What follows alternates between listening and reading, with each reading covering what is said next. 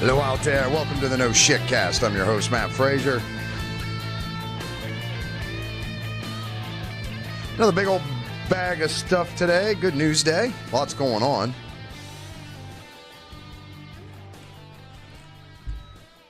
Kick it off with the South Florida Sun Sentinel article. 4,500-pound great white shark found dead with sea turtles stuck in its mouth.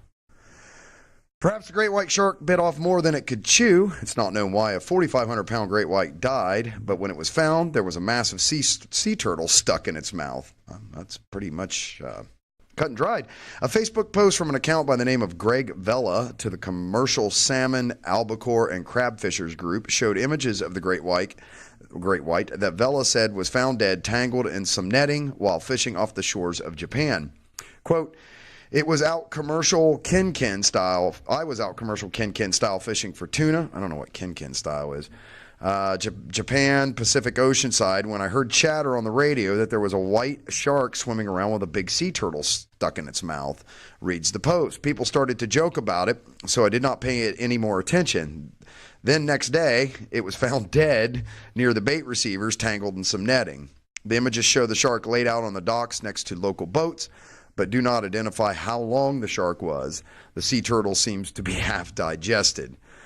Quote, the captains and I interviewed who saw the mighty shark before the day, said it looked close to death as it could not dislodge the giant turtle. The commercial guys were bummed as white sharks do not bother their commercial fishing and most certainly do bother the things they eat or catch. The post made on April 19th has nearly 10,000 shares, and it's so grammatically freaking jacked up. But yeah, looks like I've seen the pictures here. It's kind of gross. But looks like a shark tried to eat something that didn't fit, and now he's dead. No more jaws. From courts, India, Indian Army says it has spotted Yeti's giant footprints in the Himalayas and tweets proof.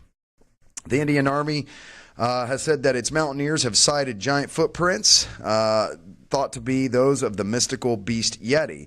Late yesterday, April 29th, night, the Army's additional Directorate General of Public Information, what the hell, said its mountain expedition team had made the sightings near the Makula base in eastern Nepal. The official Twitter handle of the ADGPI, thanks for not making me say that again, also posted photographs of the footprints. The sightings were made on April 9th, the Army said. It looks like footprints in the snow. The Yeti's footprints measured 2.6 feet. The ADGPI tweet said a footstep is the distance between one footprint and the next during a normal walk. The average length of the footstep of an adult male human being is said to be around 2.5 feet. The tweet claimed that Yeti had been sighted at the Makula Makalu, Makalu-Barun, Makalu Barun. Anyway, National Park in the past as well. For decades, the mysterious giant snowman has fired the imagination of adventurers and mountaineers venturing into the Himalayan slopes. In Nepal folklore, particularly, this mythical creature has loomed large. Many have, in the past, claimed to have seen one, often depicting it as half human, half ape. In 2014, a controversial study created quite a flutter by claiming to have collected 2 Yeti fur samples from Bhutan and northern India. It said that a creature, a hybrid between a polar bear and a brown bear, could be very much alive still. The scientific community has, however, not bought into these claims. An associate professor at Nanyang Technological University in Singapore gathered a total 24 samples from Asian bears and purported Yetis, to only discover that the samples largely belonged to Himalayan and Tibetan bears. Another DNA sample study conducted by Proceeding of the Royal Society B in 2017, too, showed that stories of Yeti so far have been based on the Himalayan black and brown bears. The Indian Army claims could potentially fire another round of debate over the mystical Himalayan giant. Now, it's not Bigfoot. It's the winter version of Bigfoot, right? It's a Yeti, abominable snowman. And he's got a little elf friend that wants to be a dentist. It's kind of interesting. This is from the Next Web. NASA head warns, expect a major asteroid impact in your lifetime. Ooh. NASA Administrator Jim Burdenstein thinks it's time to start taking the threat of an Earth-altering asteroid impact seriously.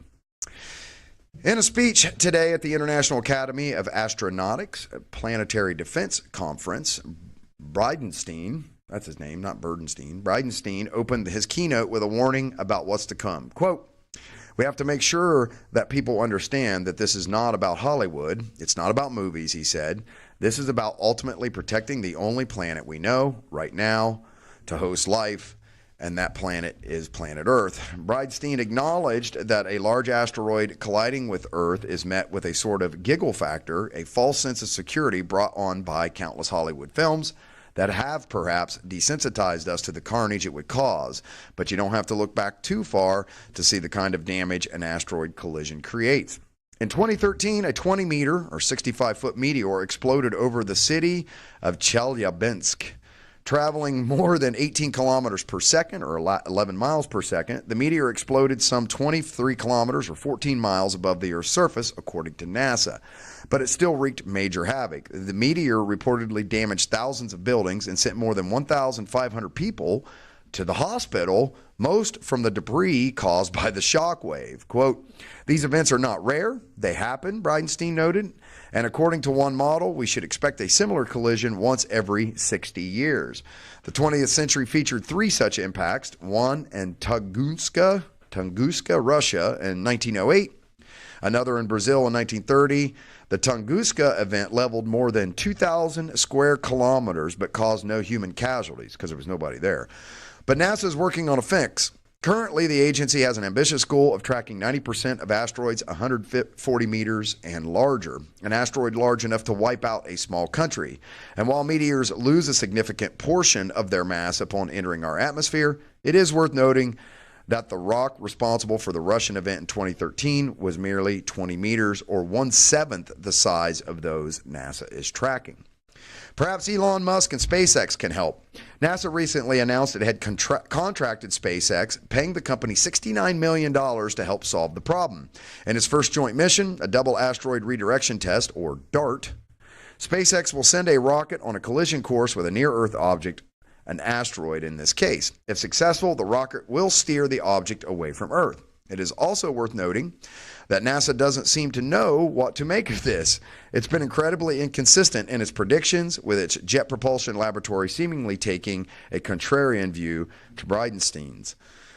Quote, NASA knows of no asteroid or comet currently on a collision course with Earth, so the probability of a major collision is quite small. In fact, as best as we can tell, no large object is likely to strike the Earth anytime in the next several hundred years. A bulk of these stories are generally minor warnings that sound alarm bells for members of the press who don't understand them in the same way astronomers do. The asteroid 1999, RQ-36, for example, made headlines after models showed it could hit our planet by 2182. NASA, however, says it's still too early to make these kinds of predictions about an asteroid's orbital path. So, maybe we hold off on that Armageddon sequel just for now. But if you're really worried about the cataclysmic event, you can check out NASA's Century Earth Impact Monitoring webpage to see which known asteroids have the highest probability of colliding with Earth. Or if you're really wanting to go down the rabbit hole, there's a training exercise that gives you a peek behind the curtain in how NASA would observe and respond to an imminent collision based on hypothetical situations. And you can go check that out. It'd be all fun, apocalyptic and shit, right? I don't know about fun. But it doesn't look like there's any big-ass rocks getting ready to hit the Earth anytime soon. And if anybody can fix it, it's probably Elon Musk, because that guy can fix anything. This news story comes from space.com. One of Stephen Hawking's most famous theories about black holes just suffered a huge blow.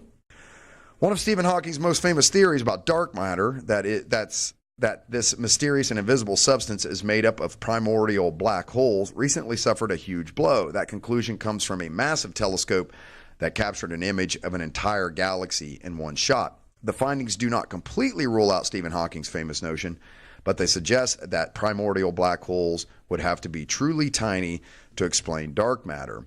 Dark matter is the name given by physicists to explain a particular mysterious phenomenon.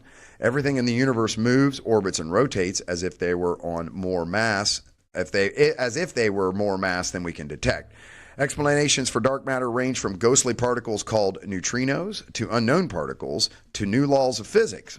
In the 1970s, Stephen Hawking and his colleagues theorized that the Big Bang may have created a large number of relatively small black holes, each about the size of a proton. These tiny, ancient black holes would be difficult to see, yet would exert a large gravitational pull on other objects, the two known properties of dark matter. Until now, the theory could only be tested for primordial black holes heavier than the moon, but as technology has improved, scientists have been able to take sharper and sharper pictures of outer space. The Hyper Supreme Cam, HSC for short, digital camera on the Subaru telescope in Hawaii is an advanced piece of imaging technology that can take a picture of the entire Andromeda galaxy, the nearest galaxy to our own, in one shot.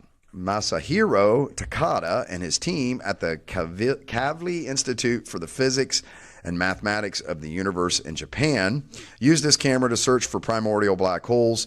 Their results were published earlier this month in the Journal of Nature Astronomy.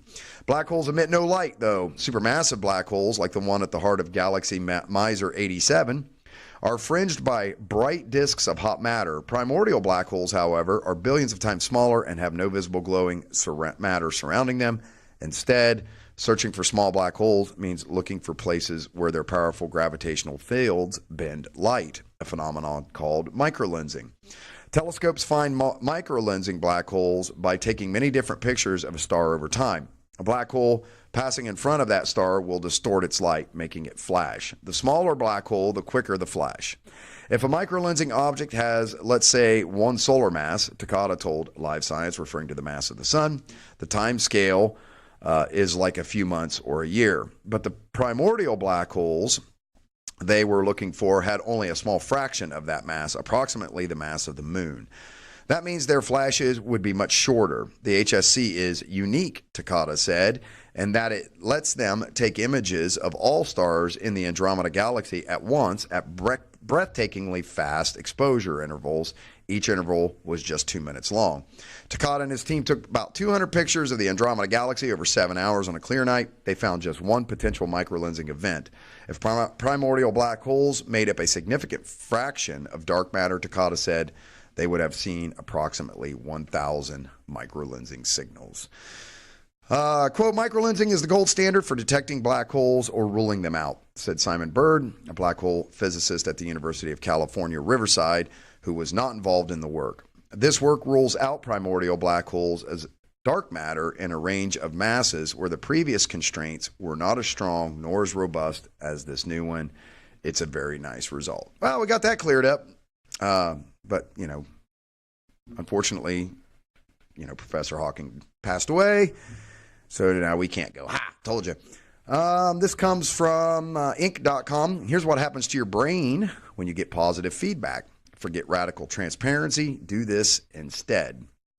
You're probably giving people feedback the wrong way. In a work environment, it's tempting to point out a minor grievance. After all, if you're the boss in a modern office, you might think it's your job to provide constructive criticism. That sales presentation had too much detail. The status meeting went too long. Sadly, this is all too common. I've worked in environments where the concepts of incremental personal improvements and radical transparency are the norm. It's not the best way to lead, though. According to recent research into how the brain works, constant nitpicking is not ideal. Brain scientists know that our neurons and synaptic connections actually grow and develop in the areas where we have the strongest brain activity. If someone is really smart about running data analytics on your social media accounts and they have incredible tacit knowledge in that area, pointing out a total lack of people skills means you are giving feedback in the worst way possible. You're not helping that person to excel. In fact, you're inhibiting their growth by focusing on their negative attributes and pointing out flaws. There is a better way, and it's fairly simple and obvious.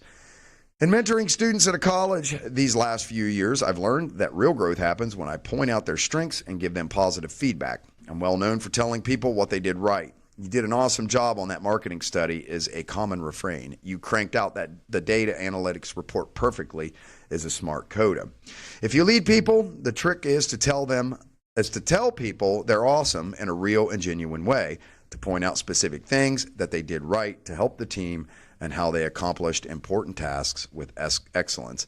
I believe it's the secret to leading a successful team.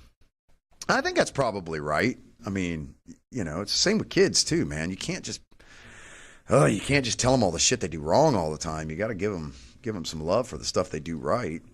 This comes from Medical News Today. Does it matter what time of day you exercise? I'm going to say yes.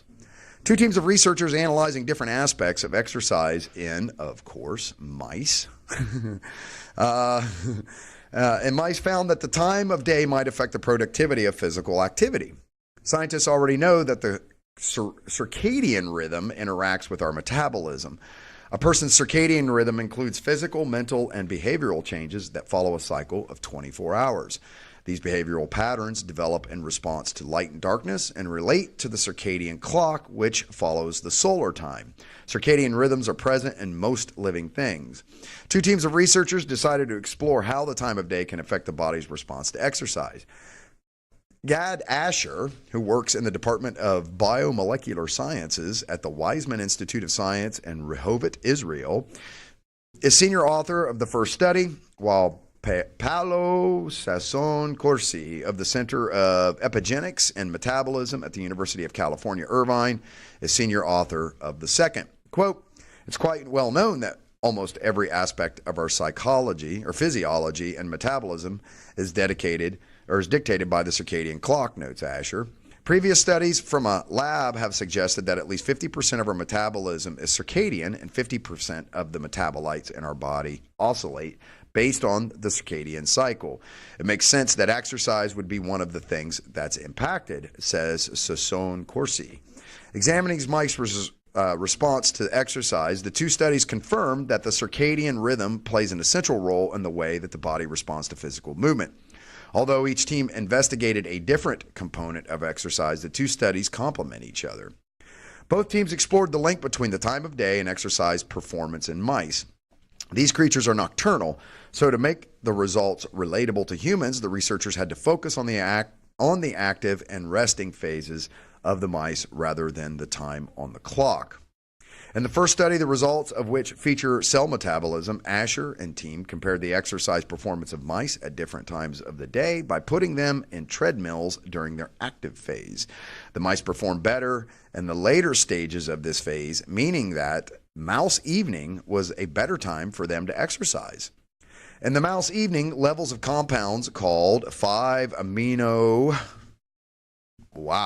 imidazole 4-carboxamide ribinoculate, ZMP for short, were higher. ZMP is necessary for metabolism because it activates metabolic pathways that lead to the breakdown of glucose and fatty acids. The breakdown relies on the activation of AMPK, a master cellular metabolic regulator.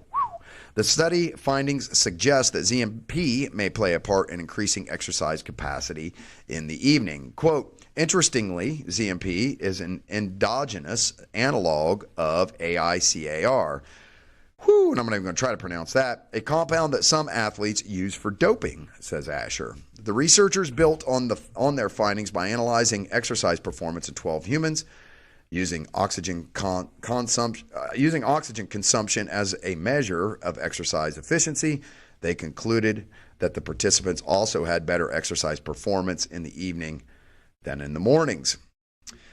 Sasson-Corsi and team also evaluated the performance of mice on treadmills, but they focused on the changes that are experienced in the mice's muscle tissue.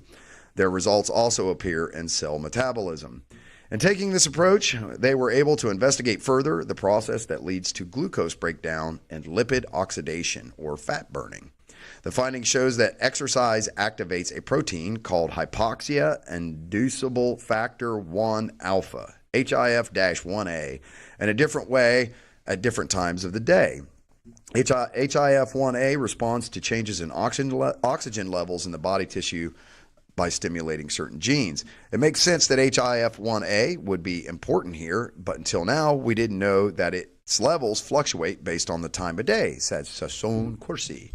Based on their findings, the researchers have concluded that exercise has a more beneficial effect on the metabolism at the beginning of the mice's active phase than toward the end. Translating this to human time, the effect was most positive in the late morning. However, it is important to keep in mind both studies use mice and that translating the findings to humans may be complicated because behavioral patterns vary greatly from person to person. Quote, you may be a morning person or you may be a night person, and those things have to be taken into account, concludes source. I like morning, I do morning jiu-jitsu class at 10th Planet. I prefer morning classes. I don't know, I just do.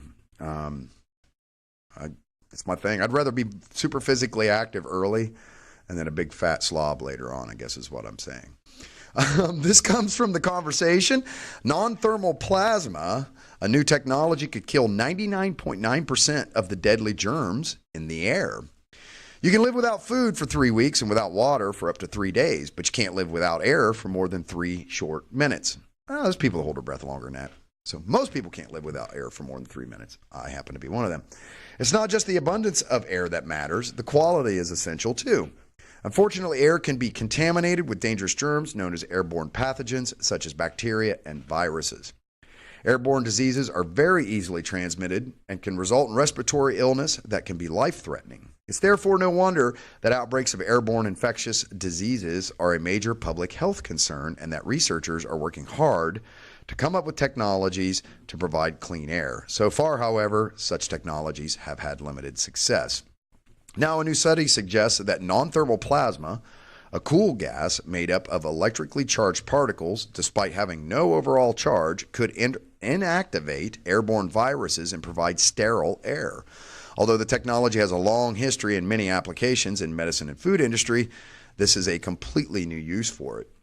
Viruses can spread through the air. The viruses that can spread through the air include influenza, common cold, or the rhinovirus, varicella zoster, or chickenpox, mumps, and measles. Measles in particular have been labeled a public health time bomb as many parents fail to vaccinate their damn freaking carpet monsters, their children. Importantly, vaccination is the only way to completely prevent getting measles. Infected individuals can transmit airborne viruses through droplets and small particles excreted during sneezing and coughing. These viruses can spread very quickly from person to person through the air, especially in crowded areas such as schools and nursing homes. Flu is one of the most common airborne viruses, and it is very, very contagious. Illness may range from mild to severe respiratory disease and even death, with symptoms including sudden onset of fever, cough, sore throat, runny nose, headache, malaise, and muscle and joint pain.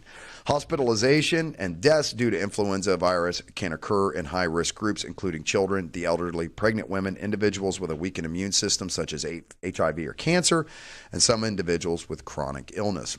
According to the World Health Organization, the flu results in more than 3 million cases of severe illness per year and about 290 to 650,000 deaths. The most lethal pandemic of influenza virus was the Spanish flu in 1918 through 1919 that infected about a quarter of the global population and caused more than 40 million deaths. Newly emerged airborne viruses such as severe acute respiratory syndrome, or SARS, also spread quickly from China to many countries all over the world. Treatment of mild airborne virus infections include rest and fluids. However, there are no specific antiviral drugs for the treatment of severe infections. It is also very hard to prevent yourself catching them, though you can reduce exposure through some good habits such as regular hand washing. If you have an infection, you can reduce the risk of passing them on by covering sneezes and coughs with tissue or a hospital mask. There are air disinfection methods currently available, but they have several limitations. Ultraviolet germicidal irradiation, for example, is a disinfection method that uses ultraviolet light to kill or inactivate microorganisms by destroying their DNA so that they cannot reproduce inside the human body. However, overexposure to UVGI has adverse health effects, leading to skin erythema. I didn't even know that was a thing. Superficial reddening of the skin. Yeah, guess it is. And painful eye condition known as photokeratitis.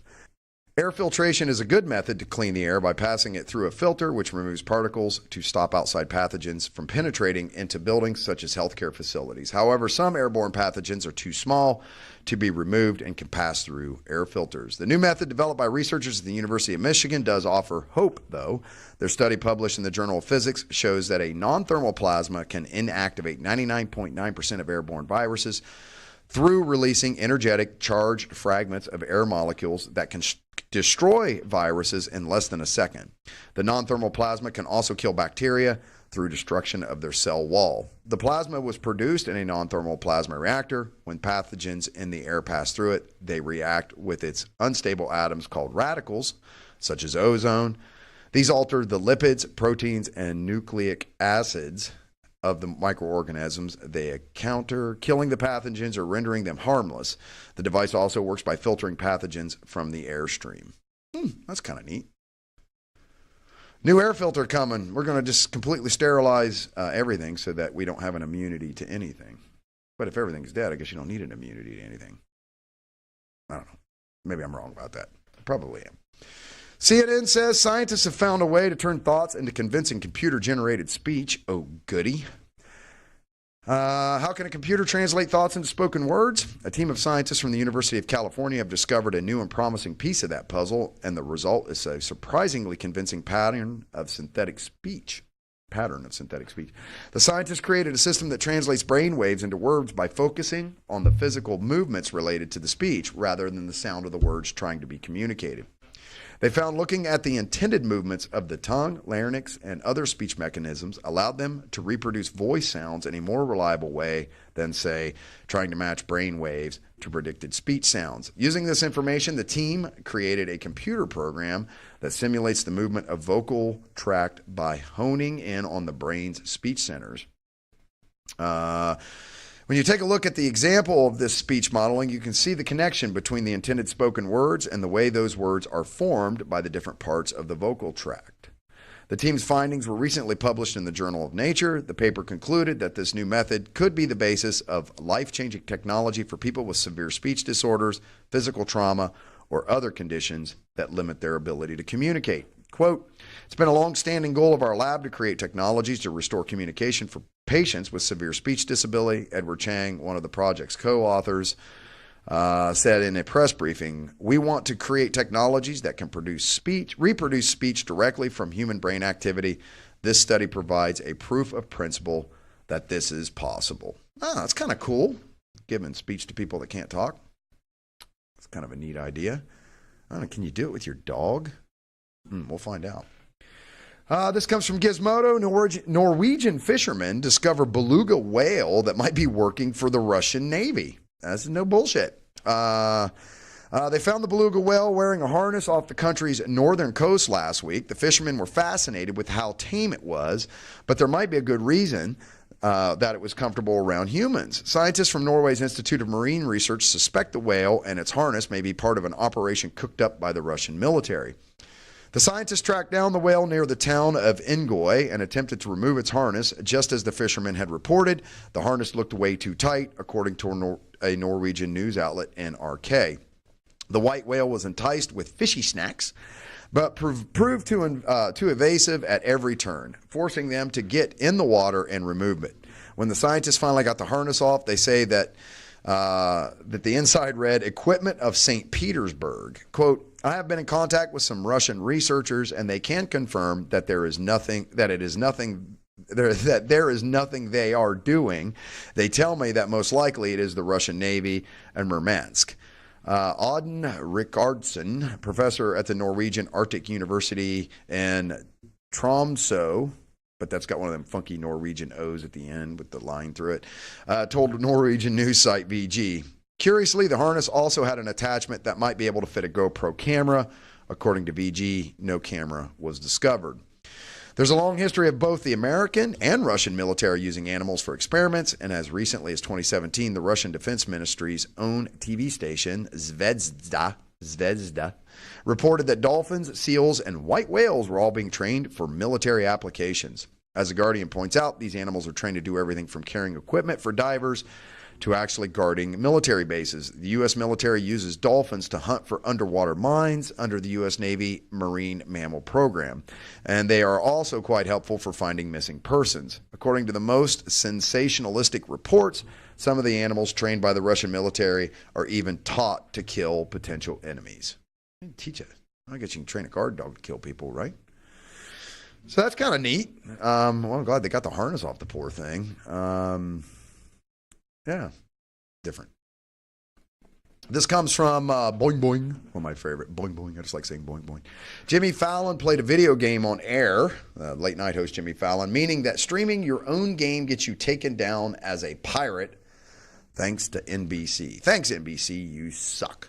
NBC and other broadcasters provide copies of its shows to YouTube's Content ID filter, which is supposed to protect copyright by blocking uploads of videos that match ones in its database of claimed videos. This means that if you own the copyright to something that is aired on NBC, any subsequent attempts by you or your fans to upload your work will be blocked as copyright infringements and could cost you your YouTube account. The latest casualty of this is the video game Beat Saber. Jimmy Fallon played part of one of Beat Saber's levels, and so no one else could upload their own gameplay of that level to YouTube without being accused of copyright infringement and blocked.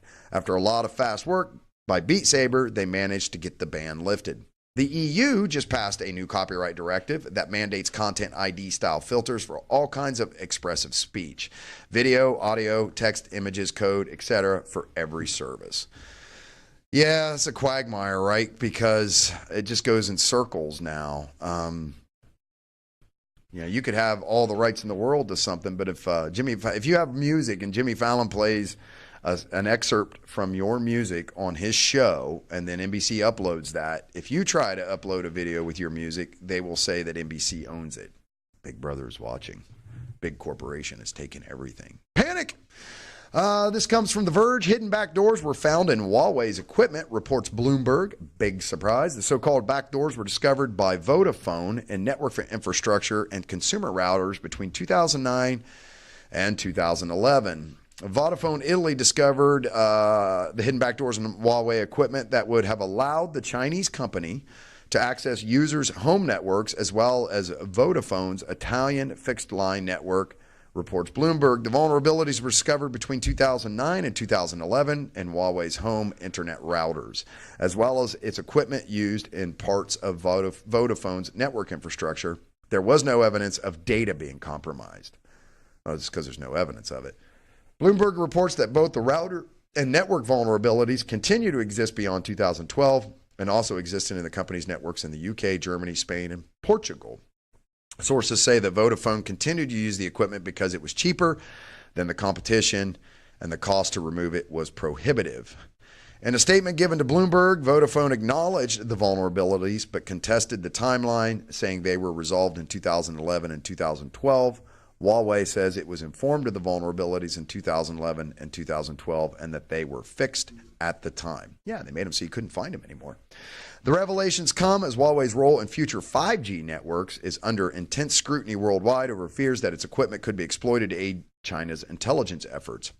Multiple countries are currently scrutinizing Huawei's security practices as governments decide which parts of their 5G network to allocate to the Chinese giant.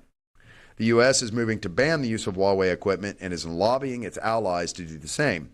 Meanwhile, the UK has reportedly made a preliminary decision to allow the use of Huawei's equipment in non-core parts of its network, but it's under pressure from U.S. officials to ban it completely. Yeah, it's all connected. So if one person uses it, then you're in. Along with issues affecting its networking equipment, Vodafone Italy also identified issues with Huawei's home internet routers, which Vodafone believed would give Huawei backdoor access to both local machines and wide area networks. Huawei was reportedly reluctant to disable the Telnet feature that was creating the vulnerability, claiming it relied on it to configure the devices remotely. Well, sure. So Huawei has characterized the vulnerabilities as, quote, mistakes rather than deliberate inclusions in the equipment. These were technical mistakes in our equipment, which were identified and corrected, the company told ZDNet. The accepted definition of backdoors is deliberately built-in vulnerabilities that can be exploited. These were not such. These were mistakes which were put right. A computer security professor quoted in the report, Stefano Zanero, said that there's no obvious way to know if a vulnerability is an accidental bug or an intentional backdoor. However, he added that the vulnerabilities described in the Vodafone reports from 2009 and 2011 have all the characteristics of backdoors, deniability, access, and a tendency to be placed again in subsequent versions of the code. In an official statement, Huawei went on to call Bloomberg's report misleading and said that the story refers to a maintenance and diagnostic function common across the industry, as well as vulnerabilities which were corrected over 7 years ago. It added that there is absolutely no truth in suggesting that Huawei conceals backdoors in its equipment. I don't know about that. What are they going to come out and say, hey, yeah, we're spying on all you bitches? No, they're going to deny. And if they're doing it, they're just going to keep on doing it because that's the way the world works. From Big Think, King Tut's Dagger, fashioned for meteorite, discover researchers. That's right, ladies and gentlemen, King Tut had an extraterrestrial dagger. An exciting discovery sheds light on the extraterrestrial origins of King Tut's famous dagger. The boy king who ruled Egypt around 1332 to 1323 BC has known his share of fame in the world's thousands of years after his life. And the fame is sure to grow as an exciting new discovery set the international media on fire. A team of Egyptian and Italian researchers just published a paper showing that King Tut's beautiful dagger, already an object of admiration and mystery, turns out to have been made from a meteorite. That's right, he had a space dagger. The paper, with the immediately intriguing title, The Meteoric.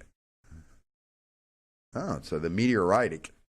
Anyway, origin of Tutankhamun's iron dagger blade reveals that X-ray analysis showed the dagger to be made mostly of iron with small amounts of nickel and cobalt.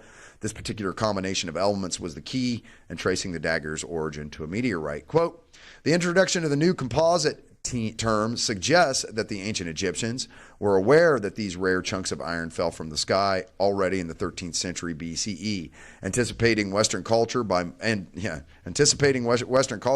more than 2 millennia. Right, the researchers led by Daniela Camilli, an associate professor of the Department of Physics at Milan Polytechnic.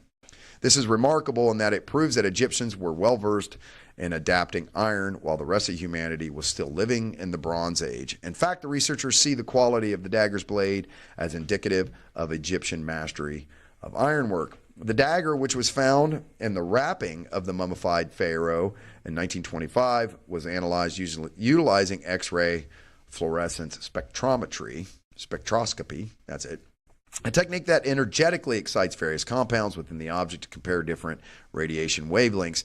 This allows researchers to figure out which elements are present without damaging the object. Once they figure out that the iron in the compound came from a meteorite, researchers look back through historical records to pinpoint which meteorite it was.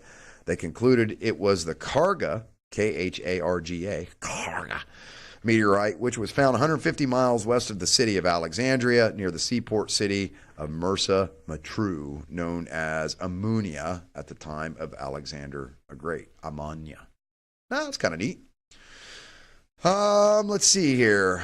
This is the podcast news. This comes from The Verge. A new startup helps podcasts get promoted on other podcasts. Red Circle's the name of it, and it has officially launched. Podcast startup Red Circle is officially launching today with a focus on helping small shows grow. Its first step is releasing a feature that assists podcasters in setting up cross promotions with other podcasters, agreements in which two shows promote each other. It promises there's more to come. Red Circle raised $1.5 million in its seed round and offers free hosting, analytic access, distribution help, and other features designed for smaller creators. The company's cross-promotion feature allows Red Circle to automatically insert promotions into shows once both podcasters have agreed. The short story of how we got started, this is a quote, is that there's not a lot of interesting technology that's being built for small podcasters. Mike Caden, co-founder and CEO, tells The Verge. We saw a lot of space for the independent podcaster who's taking their work seriously, but doesn't have a 5-person ad sales team to take care of them. There's a lot of room for work. There is just a massive long tail with podcasts. That's a weird way to say that. Let's see. The team is focusing on independent podcasters who are in the semi-pro phase and want to grow their show, like me. That's why the team is launching with this cross-platform feature. It's a way for creators to grow their show without the clout of a bigger network behind them. Larger networks often cross-promote their own network shows, which is a benefit of having a bunch of popular shows under the same umbrella. To find cross-promotion partner, podcasters can browse Red Circle's show catalog on its website and sort by category, audience size, or name, although shows have to opt into being available for cross-promotion requests. If both shows agree to run each other's ads, they will send each other the audio ad, and Red Circle will automatically determine how long they'll have to run it so that both shows get a mutual benefit from the deal.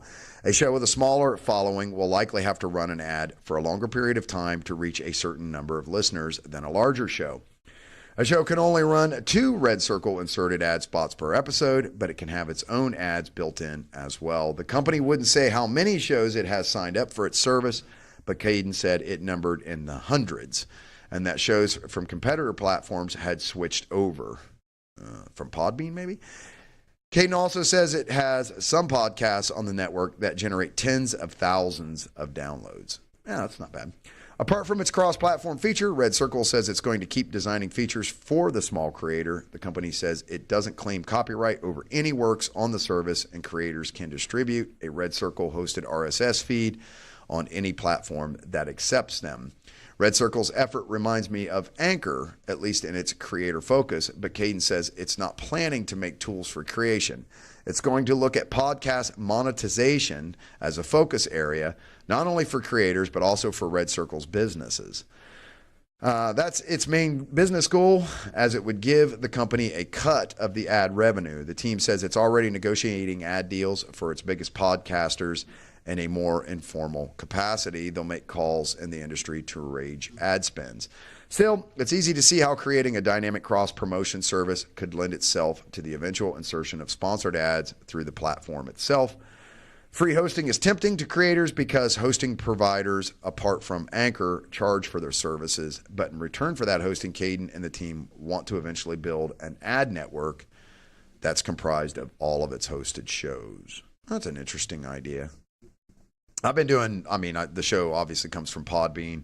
I find Podbean, it's the main one I've used, and I find it to be very good and very user-friendly and all of those kind of things. And it's not expensive. Like, you can get a really, really good show out for short money. It's not bad. It's monthly. It's like buying a service, but it's not bad. And it puts all the hooks and everything you need into things like YouTube and Instagram and Facebook. So it's a lot of do the work once and use the work many, many times, which I'm a big fan of. So if you're interested in starting a podcast, though, and you don't want to spend a lot of money, maybe you, if you don't want to spend any money, give it a try. You could try Red Circle, and if it works out, who knows, man? Maybe I'll be moving over there at some point. But I don't know yet. We'll see. So that's the big sack of stuff for the day, folks. Check us out, www.noshitcast.com. We're on Instagram. We're on Facebook. We're on YouTube. We're just fucking everywhere. Drop us a comment. Send me a question. Whatever you want to do, reach out to us. We love it. And, make sure you hit those like and subscribe buttons. If you give us a share, I'd really appreciate that, too. And we'll catch you all next time. Thanks for listening, everybody. Bye.